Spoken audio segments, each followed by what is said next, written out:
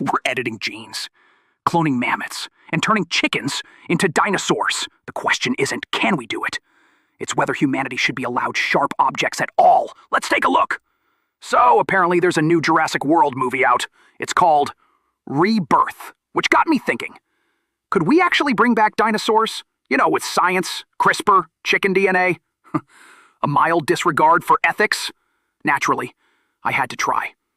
I'm StickleRick, and I cloned a dinosaur in my garage. This was a mistake. Let's start with the basics. Everyone thinks they know how this works. Grab some amber off a tree, fossilize mosquito, extract the blood, bada bing, bada boom, it's T-Rex time. Right? Well, not exactly. DNA doesn't last that long. After 6.8 million years, it's basically soup, and dinosaurs died out 65 million years ago. So unless your amber has miracle preservatives, we're not getting dino DNA from fossil bugs anytime soon. I checked.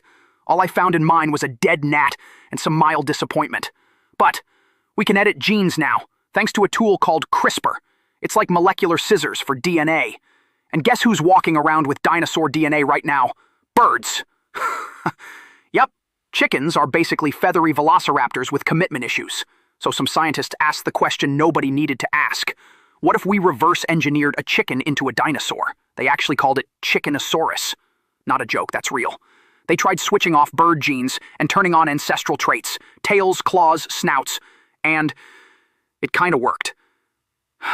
No full dino yet, but we're getting dangerously close to a Jurassic omelet. Then there's de-extinction. Scientists trying to bring back woolly mammoths, dodos, and other extinct animals using preserved DNA and gene editing. Dinosaurs? Still sci-fi. But with synthetic genomes, programmable cells, and a whole lot of hubris, you could probably make something that looks and acts like a dinosaur.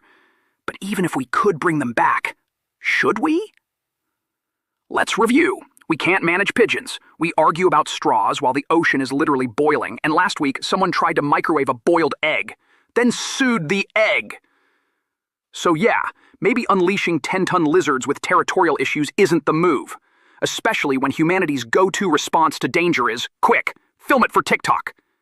Here's a fun one. People have been obsessed with dinosaurs since the 1800s. At one point, scientists accidentally assembled a dino skeleton backwards. Put the head on the tail. Museum visitors?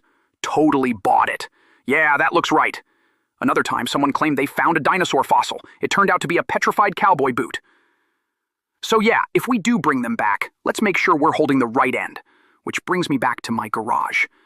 I used my totally legal DNA kit, spliced some chicken genes.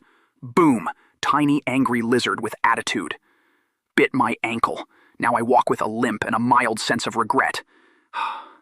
So can we bring back real dinosaurs? Not quite.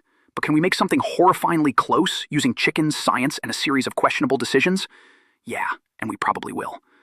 Because humans can't resist two things: power and cool merch opportunities. I'm StickleRick, and if a tiny dino shows up in your garden, don't feed it, don't name it, and definitely don't teach it to open doors. Thanks for watching. Like and subscribe before I try to bring back a saber-toothed cat with a NutriBullet.